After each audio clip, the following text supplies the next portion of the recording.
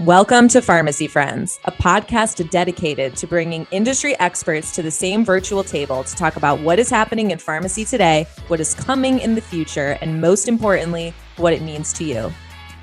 Today's episode falls on none other than International Customer Experience Day. Who even knew that holiday existed? Well, our pharmacy friends at Magellan Rx did, and today we're going to dive into all things customer experience with Magellan Rx customer experience leader Stephanie Stevens and our resident powerhouse and guardian of the government, Meredith Delk. These two know customer experience inside and out, and they're going to be sharing some pretty insightful takeaways that you can take into your everyday interactions. We want to be anywhere without our sponsors, so we're going to give a shout out to our first official sponsor. Today's episode is brought to you by VRX Pharmacy. If you live in the Salt Lake City area, stop by VRX Pharmacy at City Creek, your local source for prescriptions, vaccines, snacks, drinks, and local souvenirs. Come in Monday through Friday from 7 a.m. to 6 p.m. and say hello to your new pharmacy friends. With that, let's get into episode 1. So, hey everyone, welcome to Pharmacy Friends. I'm Stephanie Stevens, Marketing Director at Magellan Rx, and I'm so excited to be your host for today on International CX Day, a day where we celebrate the importance of customers, customer experience, aka CX, and customer experience professionals worldwide. It's a special day for me as the customer experience navigator, guide, guru at Magellan Rx. One of the reasons we celebrate CX Day is because customer experience and specifically CX insights research is still a maturing concept to many companies. But as the world we live in expands almost as fast as it contracts with technology and consolidation all at the same time, it's integral to remain competitive in any industry. CX has really been around in other forms since the early days of marketing and market research, but has really evolved into a science and become integrated into company cultures over the last 15 years, and is now understood to be the holistic view and examination of every interaction between customer and the organization. Using data-driven customer insights for strategic decision-making seems obvious and has been happening in different ways, be it through anecdotal examination, through account teams and customer service reps, or simple customer satisfaction surveys, but it's really evolved into more sophisticated measures and grown arms to really be embraced as a branch of everyday business operations and strategy. Most customer experience and insights professionals, such as myself, who have been in this field for quite some time, did not necessarily leave college thinking that they would be in this blossoming field. I really started as a market researcher focused on competitive insights, working with big pharma to understand product placement and messaging. But as the industry has grown and industries in general have grown and had more customer-centric focus to remain competitive, CX has really come to the forefront. And I've been lucky to have the opportunity here at Magellan Rx to work as an internal consultant and grow our CX strategy. Successful growth of that strategy as an internal consultant does not happen without the cooperation and support of leaders like our special guest today.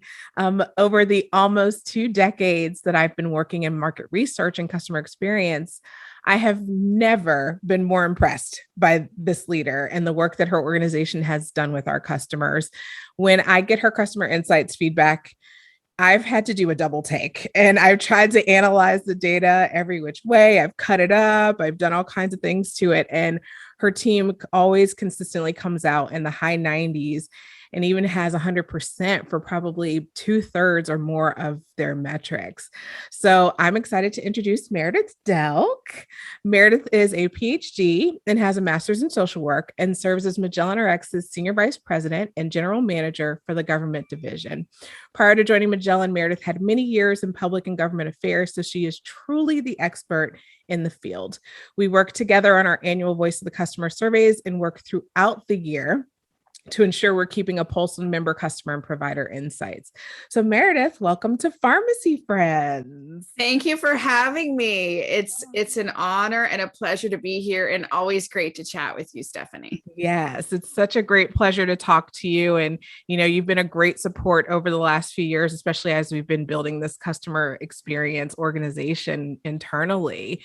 So you and I have talked at length about the importance of our customer experience and keeping a pulse on what they're saying.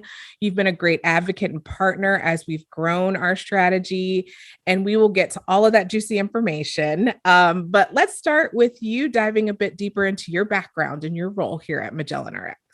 Sure. So I have the pleasure and honor of, as you mentioned, running the government markets division here at Magellan, which really means that I lead the team that works with Medicaid agencies and public health departments, so regulators across the country, related to our fee-for-service PBA business. And so we essentially ensure that people living in poverty across the country have access to the right drugs at the right time, at the right place, whether that be, generally on Medicaid or in our ADAP business, which is AIDS and HIV medications.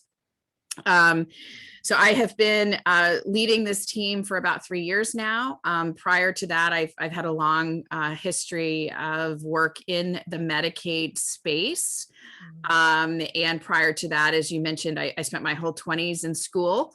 So I finished graduate school at 29 and spent a few years in state government, and then launched into sort of corporate America environments.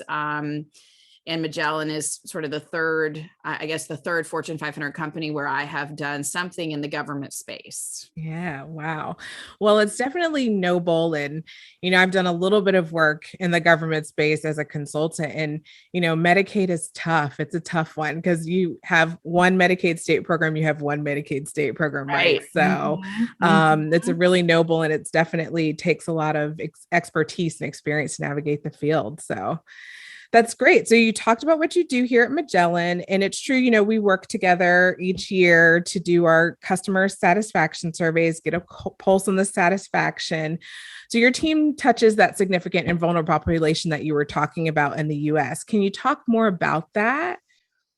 Sure. So, essentially when we are doing voice of the customer, we're really surveying regulators across the country. And I think that that's probably an important thing for us to ground in, because, these are not, health plan executives or, or corporate America folks, right? These are regulators from across the country who are pharmacy directors, Medicaid directors, and have other secretaries of agencies, have senior level roles, and are true leaders in their state governments. And those are our customers and within our division. And our team is focused on and takes the survey very seriously. And I'm sure we'll talk more about that, but we really spend a lot of time thinking about what our customers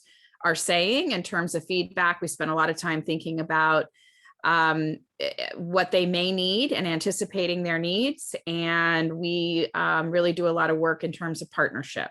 Yeah. So I love that you brought up the difference in regulators, and it's interesting, especially from a marketing perspective. We don't always think about the different audiences as far as a health plan corporate, stakeholder versus a government stakeholder, right? So I think, can you give us a little bit more examples of how they differ, what their priorities are, what their different goals are? Because like you say, state agency versus a corporation, there's difference in profit and I mean, I'd be happy to, working, it's funny, having spent my entire corporate America career partnering with regulators, they're my people. These are folks who are there for the most part because they're deeply committed to the members and to their own personal mission of serving people who are living in poverty in this country, or the agency's mission or the state's mission. But this is true public service. And the folks that we're partnering with are true public servants. And we really spend a lot of time thinking about them and thinking about the fact that, they are often under-resourced, underpaid, and undervalued, unfortunately. And so it's a very different sort of relationship, and it's a different model in terms of the partnership. right? Yeah. And, not for nothing, but these customer surveys, it's just one more thing on their plate. Yes. And it's one more thing on an already full plate. And so and you and I have talked about this over the years, that creates an interesting dynamic because we want these folks to participate in our surveys. Right. Feedback is a gift, and we want that feedback. But the way we approach it is very personal, very high touch. It's very, we do a number of outreaches at my level, the account teams, et cetera.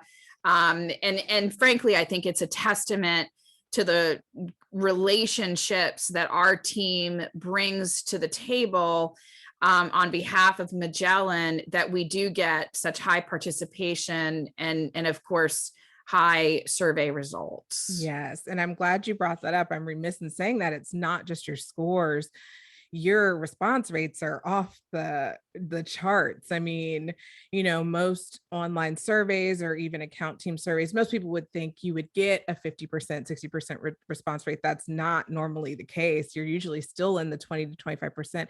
I think your last response rate was in the 70s. So yes, it's pretty amazing. Yeah, your team definitely dives in and makes this a priority, which is, a great example of why, you think this is so important, and it shows, So what is your experience prior to joining Magellan with customer and program evaluation, and how has that history really educated this or really fueled this passion for customer experience research? So, I think it probably goes back to, something rather simple, which is, I went to social work school in my early 20s, and I really had this interest in, people and connecting with, sort of understanding public policy and connecting with people who needed a voice. And that led me to, getting a PhD. And I did a lot of work during the doctorate on qualitative research and quantitative research. And so sort of really understanding, what do people have to say anecdotally, and how do they feel about things, and what sorts of themes can we pull out of, individual conversations, and how does that then lend itself to a survey that, is more a quantitative, more, didactic model or didactic tool to use to generate data. So I think that this combination of what are people thinking and feeling about the work you're doing, and then what does the data tell us they're thinking and feeling about the work you're doing, is really kind of unlocks something fairly significant, and I would say a little magical. Yeah.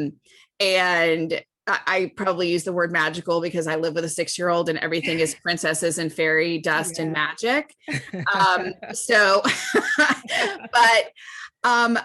I think that as I have kind of, progressed in my career, whether it's, government affairs work and public policy work, or now running the division, there's just an important lens through which we view our results.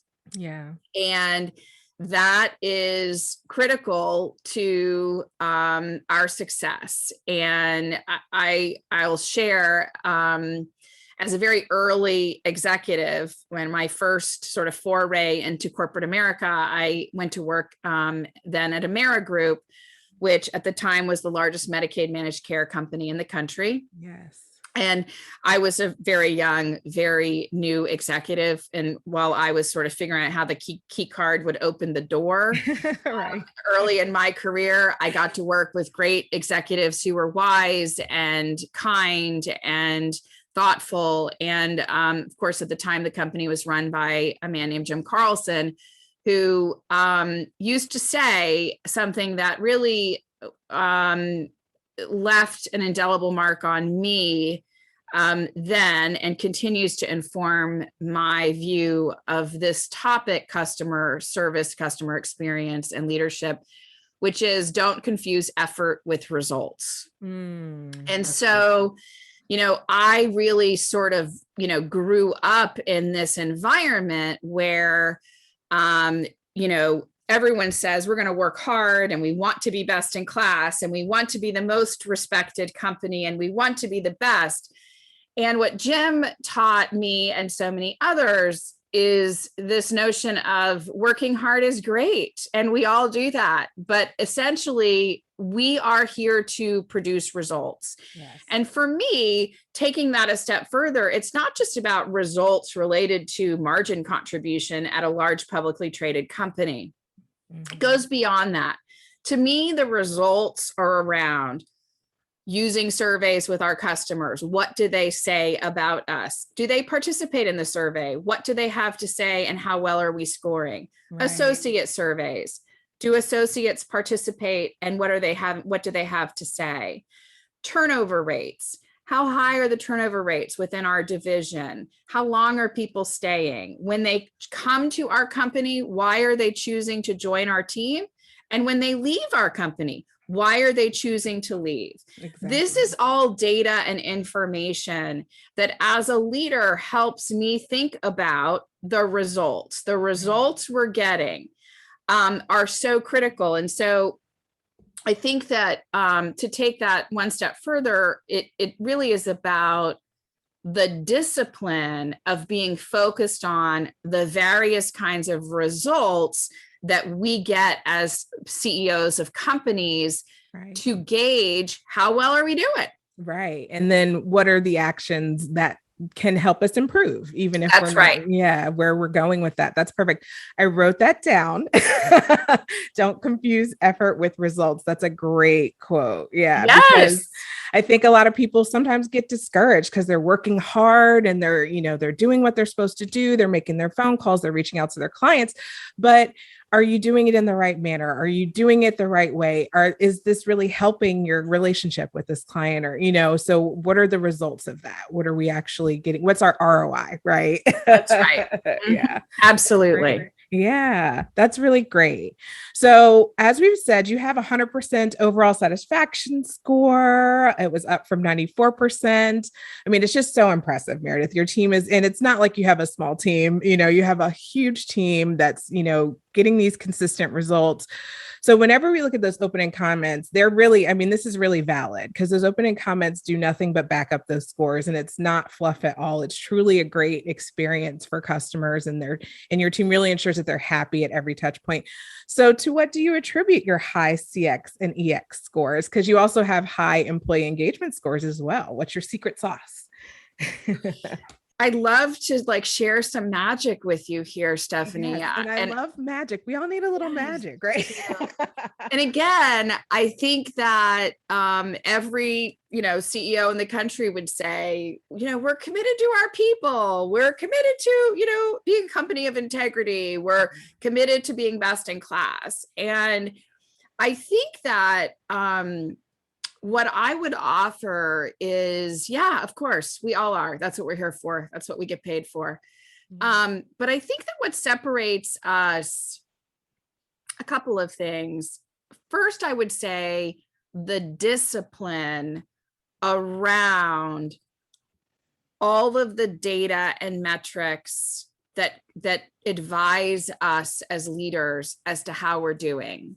So again, customer satisfaction, employee satisfaction surveys, turnover rates, the obvious things like, are we winning new business? Are we bringing on new customers? Are we retaining existing customers? Are we continuing to obviously meet our numbers or exceed our numbers in terms of financial metrics? I think a lot of times you sort of look at, margin contribution as the holy grail of success. And clearly that is an extraordinarily important metric.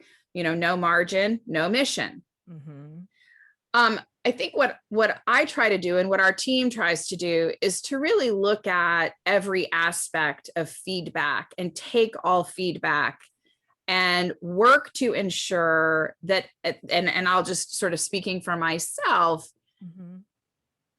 I really maintain a disciplined focus on all feedback is a gift, and I take it all seriously, and I work hard to ensure that Folks want to be here. Yeah. And ultimately, if folks want to be here, you get 2 + 2 = 7 on the ROI, right? Mm-hmm. Yeah.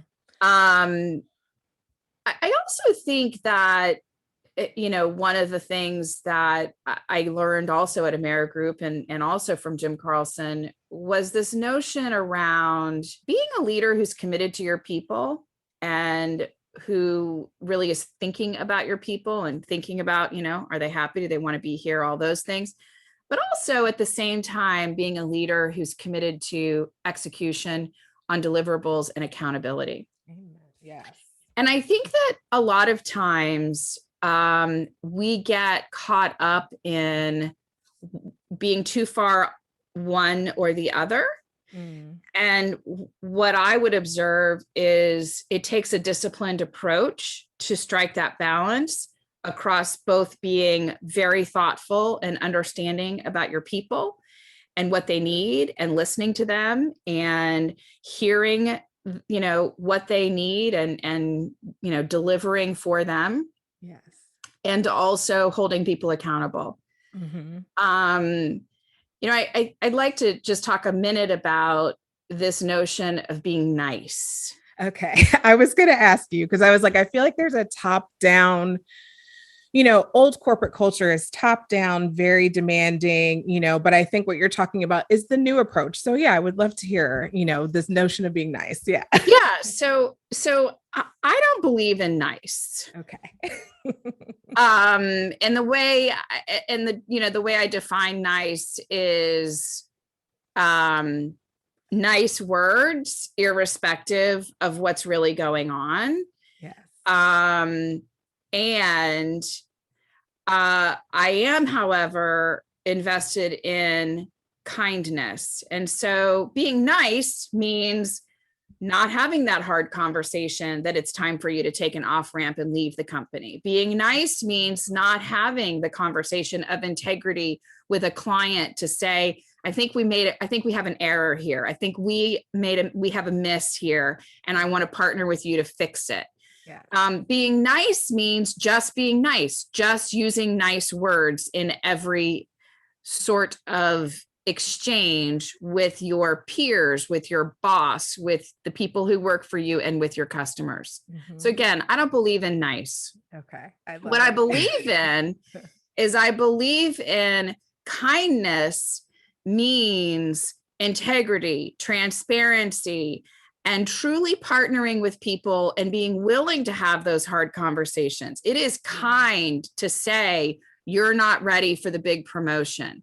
Right. You have to work on these 6 things, but I'm going to help you work on these 6 things. 100%. Kindness is, it is time for you to leave. Kindness is also, you are ready for that big job, and I'm going to help you get there because you may not believe you're ready, but I believe you're ready.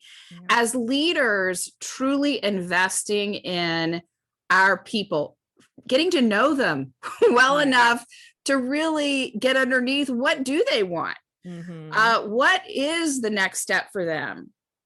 And helping them achieve those things. So I think that we have a culture that is constantly evolving, and me as a leader, I'm constantly working on my own, leadership and myself to ensure that I am focused on, don't confuse effort with results, right? The results we're getting, and truly being kind to the people around me, who, especially those who work for me, in the spirit of integrity and honesty, and helping people get to where is their best and highest use of their time and their talents and their expertise. Yes, that is such a productive approach and such an appropriate approach and such a great leadership approach, because I feel like we are too nice sometimes. We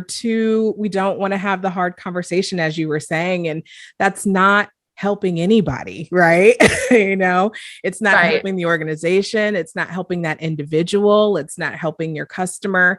You have to be, I love that integrity, transparency for sure. That moves the needle, that moves things forward instead of being in this cycle of niceness and tiptoeing and all of that. That's really great. That's such great advice. I would just offer to the other side to that when I say I'm not a fan of nice. I'm also not a fan of being a jerk, right? Right. And I don't actually tolerate jerks on my teams. No. And I don't like working with jerks. And so to me, there's people who sort of act like jerks because they're trying to not be nice, but they don't quite have the code cracked on how to have constructive, kind conflict. Yes. And I think the way you described it earlier is perfect, where it's like, you don't have to be a jerk to tell someone, you know what, you're just not ready for this. It's not a personal thing. It's not just these are our goals. This is where we're going. This is what we want to do.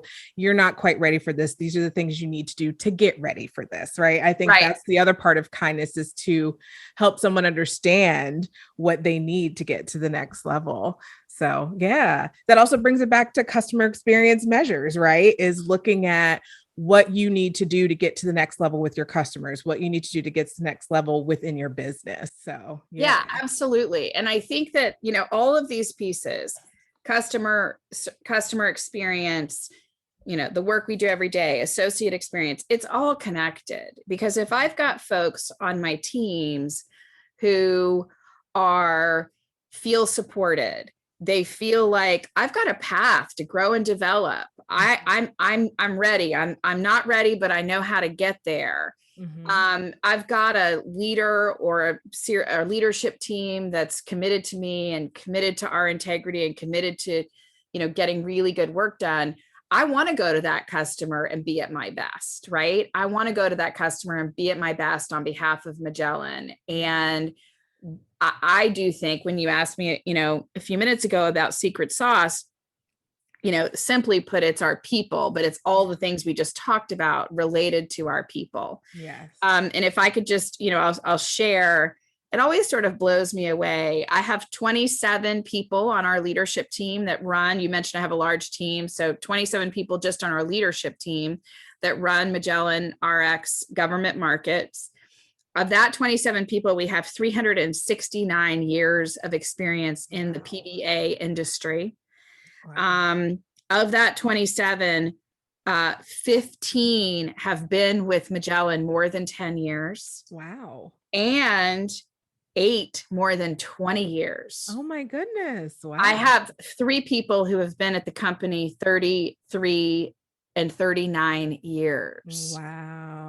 So again, it's a team of people, and this is, having nothing to do with me at all. This is the team.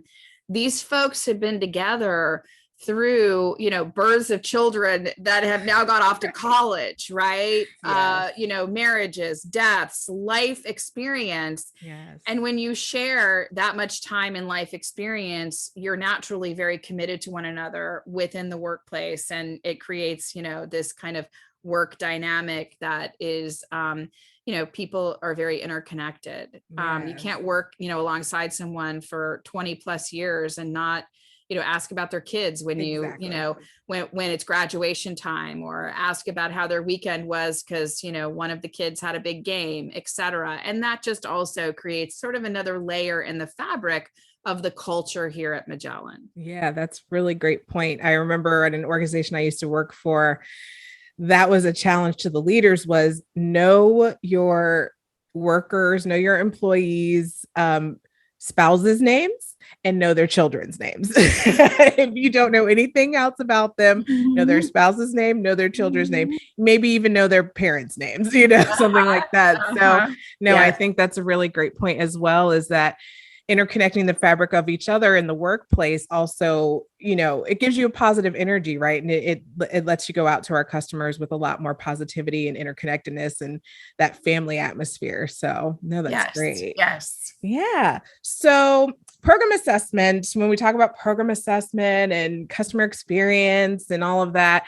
you're an academic, it used to be seen as very academic and scientific, and it still is. There's a science to it, but do you see this shifting a little bit in the corporate environment? You know what I think, Stephanie, is that in corporate America, especially the last few years, we all have to be mindful of one another and of how people think, how they feel, their life experience. Yes. There's no question that the pandemic has created new ways of connecting, but also new ways of how we think about one another. The racial reckoning that we have gone through as a country, the commitment to thinking differently in new and ways about diversity and inclusion. All these things bring us as corporate leaders to a new place of, you got to do it all. Yes. You've got to think about it all. You've got to do it all. You have to challenge yourself and your people to really look at the data, understand qualitative data, understand quantitative data, and stay connected to your people in new ways. And of course, connection. I suppose we'll spend the next, 50 years in looking at research and thinking about connection through a pandemic, right? Yes. How did, Zoom being sort of the new term, like Coke is, it's just, it is a way of life, but how we sort of stay connected and learn from one another, I do think is challenged in good and positive ways, in the halls of the Fortune 500, at this time in our country. Yeah. And that's a great segue to the populations that you work with, right? So you've kind of already been working with special populations that some corporations are now having to pay attention to with COVID. Unemployment rate skyrocketed, right? So there's more people on Medicaid, there's more people, uninsured, et cetera. So, what are the unique considerations when providing good customer experience for these government clients, working within a corporate structure? Well, I think first and foremost, it's really helpful when we,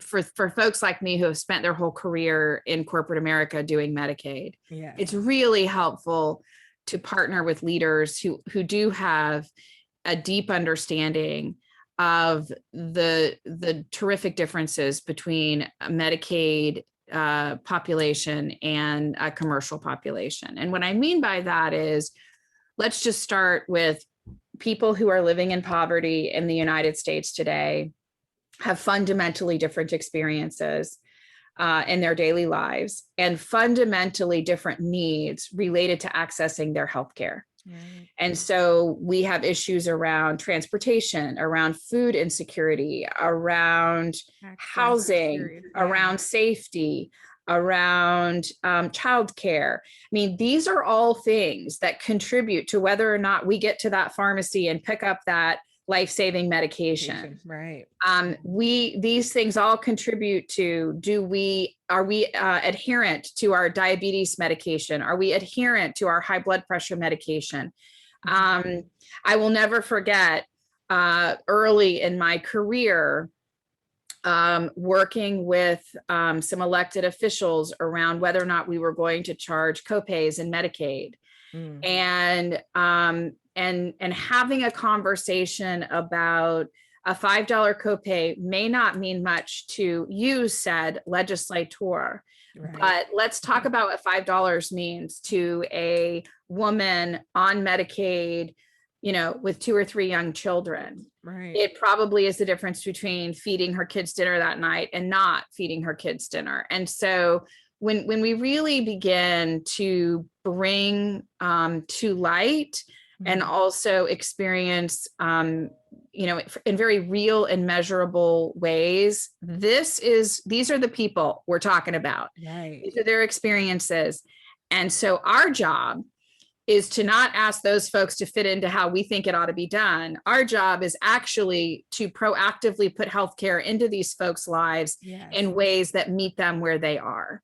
We have to, as corporate, in corporate America and as leaders, meet the moment with folks on Medicaid and where and how they need to access services, whether it's drugs or behavioral health care or acute care, whatever it is. We have to meet the moment, not ask those Medicaid enrollees to meet the moment. That is so well said. I mean, there's nothing else to say. That's so perfect. Definitely meet the moment. Let me ask what are some of the regulatory issues that you might run into, or challenges, or even opportunities working with the population when it comes to getting that assessment, right? And understanding where we need to meet them and how we need to serve them? What are some of the challenges? I think that, some of the challenges are around our team, the 27 people I was chatting about earlier, understand that every Medicaid program is different. Every state regulatory structure is different. Every political environment in each state capital is different. And so what we have to do is we have to run a national company, and we have to have some semblance of national standards and national benchmarks, and we can't customize everything for every client, while also striking that balance between understanding that serving a Medicaid enrollee, ensuring they get their drugs at point of sale in the state of Rhode Island is different potentially than the state of Florida, is different than the state of California. And so I think that some of it is just truly understanding and striking that balance from a policy perspective, an infrastructure perspective, an IT perspective, around running a national company, and also working with each specific state agency so that they feel like they're the only ones. Because that's really what we have to do. So it's tailored to each state. That's miraculous. That work gets done. It's amazing. Wow. Well, I mean, this has been a great conversation. I know you have great customer experience scores, you have great employee scores. And another big part of that is you have fun with your team, right? Being kind, not nice. Yes. But there's always room for fun and magic, right? Yes. We do try. Yes. So I wanted to get into what we call rapid fire Q&A. So I'm going to ask you some fun questions. Okay. So the first question is, what's your current passion project? My current passion project. Yes. Personally, I am a very, very big gardener. I love working in the dirt and with plants and flowers. And during COVID, because of not traveling and being home all the time, that has taken on a whole new life. I started doing all this work with indoor house plants and outdoor. So my house right now is just, it's October in Austin, Texas, and things are still flowering and beautiful. And the hibiscus are gorgeous, and we really enjoy being outside. And I spend a lot of time playing in the dirt on the weekends. Okay, that's great. And how about work? What's your passion going on for work right now? I think that so first and foremost, we're obviously we are very focused on the go live with Medi-Cal. This has been the largest healthcare implementation in the country, and perhaps in the whole healthcare sector in the last 10 years. We will be taking on the drug risk benefit for 14 million Medi-Cal enrollees on January 1st of 2022. So my absolute focus and passion, and it has been for a while, is supporting the team in go live in January. And we're growing the team by about double with this project. And so it's a lot of people. It's a very large customer. And so we're excited beyond measure, and also very focused.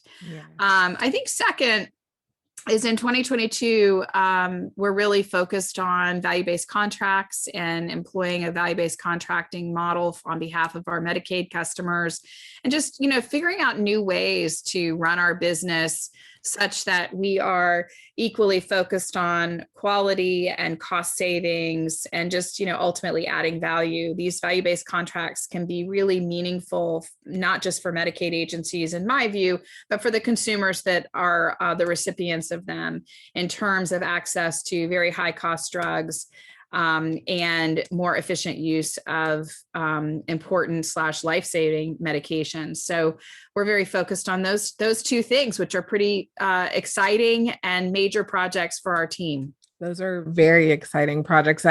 I'm even bragging about Medi-Cal. Yes. I'm like, yes. my company is taking Yes. over Medi-Cal. It's very, very exciting. And you're obviously the perfect leader to do this. So you're so great. And this is very exciting for the future of our company. So aside from Medi-Cal, or maybe it is Medi-Cal, what excites you the most about the future? I will be extraordinarily excited on January 1st when we go live with this business. And I, love the idea of spending the first half of next year, settling in with a much larger and relatively new team. We have about 500 people that we're hiring in California to support this contract. And we've done a lot of that hiring, and the team is really fantastic. But yeah, I'm very excited about Medi-Cal. I'm very excited about other new business that we're implementing. Yes. I'm excited about, again, doing things in new and innovative ways on behalf of our customers. And, thinking personally as a leader, I am always focused on ways that I can support our team in growing and developing. And I will spend quite a bit of time in 2022 thinking about that too. Yeah. Okay. So here's a real fun question. Okay. What is the last thing that you binge watched? Oh my gosh, that's so easy because I just did it. Okay. The Lost Kitchen. If you have not watched it out there, people, it is so good. Okay. The Lost Kitchen is a fabulous documentary about a restaurant called The Lost Kitchen in Freedom, Maine. Wow. And one of the hardest reservations in the country to secure. And I have never been there, but it is now on my list. So The Lost Kitchen. Okay, that's awesome. I will check it out. I've been obsessed with Ted Lasso lately. I have not watched Ted Lasso yet, but I realize everyone else in the country has been watching Ted Lasso. It's definitely a trend right now. Yes. So if you could pick invisibility or super strength. Let's see. Probably invisibility. Okay. Why invisibility? I'd love to be sort of a fly on the wall in some high stakes negotiations / political conversations that affect our country. Yes, I agree. I think I would choose that as well, because you just never know. It might be more than you bargained for, but yeah, for sure. Sneaking in and out. That's great. Do you know the definition of triskaidekaphobia? I do not. It is the irrational fear of the number 13. Oh, got it. The whole Friday the 13th thing. Friday the 13th. I guess that's where it came from. Yes. Okay. So really my last question is, and you've already given us a lot of great advice. I'm taking away meet customers in the moment. I think that's really universal advice, but especially in the population you work with. And then don't confuse effort with results. I think those are two gems that we can walk away with. But what's the best advice that anyone has ever given you? Do I get to have more than one? Sure, absolutely. So no question, as I mentioned, Jim Carlson's "Don't confuse effort with results" has left an indelible mark on me and my career and in, my life in general. I think another piece of advice I've received early in my career was sort of know what you know and know what you don't know, and comport yourself with equal confidence in both. oftentimes it is our human nature to comport ourselves with confidence in the stuff we know, and then try to like shift in our seat and cover up and laugh and, about the things we don't know. Yes. And what I have found is that when I am transparent about the stuff that I don't know, and I ask questions and I say I don't know, and I am just confident in the things I don't know, this is what everyone just breathes a sigh of relief and says, okay, am I allowed to cuss? She's not going to like bullshit us through this meeting. Yeah, go for it. And so I find that when I'm willing to do that, my people are also willing to just know that, you can be transparent and you can not know things. The last thing I would say that I think certainly I had the benefit of learning through observation and figuring out early in my career is sort of this notion of it's sort of twofold: run fastest towards the hardest things. So I say that to the teams all the time. I mean, people ask around, if you asked around, what does Meredith say? It's run fastest towards the hardest things. But the reality is that you can't ask people to run fastest towards the hardest things, because again, we would like to avoid the hard things in corporate America. We'd like to avoid the hard things in our life in general. However, we would like to avoid the hard things as much as we can. However, those hard things are often exactly the things we need to be tackling. Yes.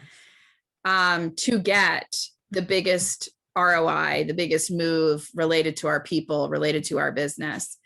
And so it's twofold: run fastest towards the hardest things. But as a leader, if you're going to ask your people to do that, you have to be there when things don't work out. Because if you're asking somebody to essentially charge a hill with you, when they get a quarter of the way up that hill and they just realize they just don't have any more in the tank, and they come to you and say, I don't have an answer, I don't know how to do this, I'm not really sure, you have to be there to say, I'm right here with you.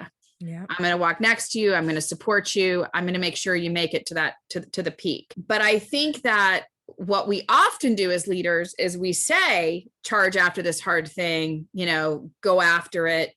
But we aren't there when someone fails, and we aren't there to support someone when it doesn't go as planned. Right. To me, the part of the, kind of daily discipline is being mindful consistently of setting the bar high for people, not being nice, but being kind, asking them to charge the hill because that's what we need at the company. That's what's best for our company, for our shareholders, for our customers, for our members, whomever. But then when things don't go right, being there and being right there with them to ensure we as a collective are successful. Yes.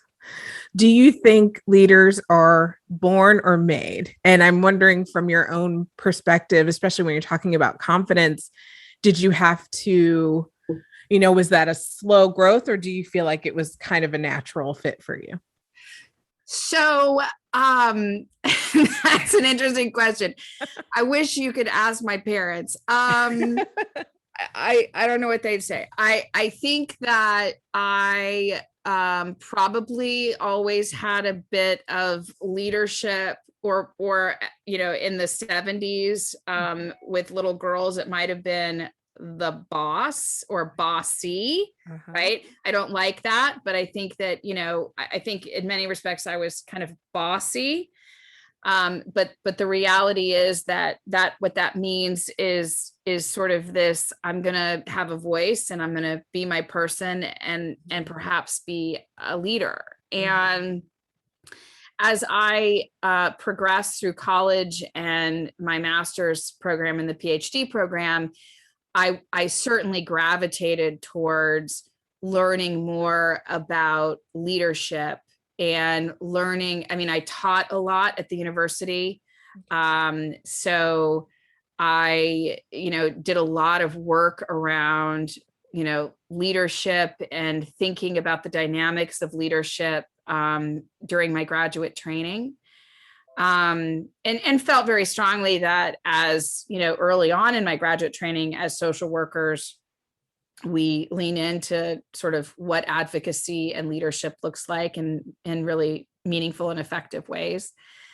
And then, candidly, I had the great benefit, as I've mentioned, of, being this sort of infant, as in terms of a corporate executive, being in the infancy of my career and getting to work at a company like Amerigroup with seasoned executives who really set the mold for me in terms of this is what solid leadership looks like. I will close by saying, I think that I had the benefit of, learning it from this, learning really what good leadership looks like from the beginning of my career. Which a lot of people don't have that, right? A lot of people might spend 10 or 20 years working before they have a boss that they say, oh my gosh, I want to emulate their leadership style. 100% right. I had the benefit of really, joining a team at Amerigroup and having bosses, multiple people who, all of whom I wanted to emulate aspects of their leadership styles. And so, that has, obviously had a big impact on my work. Yeah, no, that's definitely a great position. And I think that's very true. When you have excellent leadership, especially at that age, when you're very impressionable right out of college, that's very integral to growing into leadership as you become a leader, right? Yeah. So that's great. Well, Meredith, this has been fabulous. I really appreciate this today. And are there any last words that you want to share with our listeners today? Get out there and think differently about customer experience, think creatively about it, think in ways that require the best of you and the best of your people. And you probably will have great customer experience surveys and customer experience results. And it's just a pleasure to have been asked to chat with you and to highlight the extraordinary work that our team at Magellan RX, and specifically within the government markets division, is doing. And it's an honor, and it's great and meaningful work, and even more meaningful when we get these kinds of results. So Thank you. Yes. Thank you so much. And you are magical, Meredith. Thank you. And you're a great asset to the organization. And since this is Customer Experience Day, International Customer Experience Day, I just kind of want to close by saying that, we've talked about a lot of great things. You've given us a lot of great advice. And, I think something else that you talked about was feedback is not to be feared, right? So It's great to get your customer feedback. It really helps you become a more competitive and stronger organization. My father used to say to me, the biggest room in the world is the room for improvement. Which I have carried that with me throughout my life. And so I really think we can just all take that philosophy and make ourselves and our organizations just bigger, better, faster, and stronger. Yes, absolutely. Let's do it. Let's do it. Thank you for doing this, Meredith. It's been really great. I appreciate it. Oh, thank you. Have a wonderful rest of the day. You too. What an incredible discussion between Stephanie and Meredith. If you take anything away from this episode, it should be these three things. Number one, no matter what industry you're in, it's important to know what your customers think about you and your brand. Number two, meet your customers in the moment and recognize that all feedback from them is a gift. And last, certainly not least, and arguably the most important, number three, don't forget the impact that your employee experience has on your customer experience. Highly engaged employees will result in highly satisfied customers. And while you're at it, we know that making friends as an adult can be challenging, but we want to be friends. So let's be friends. Rate this podcast 5 stars and subscribe so you don't miss an episode. We'll talk soon.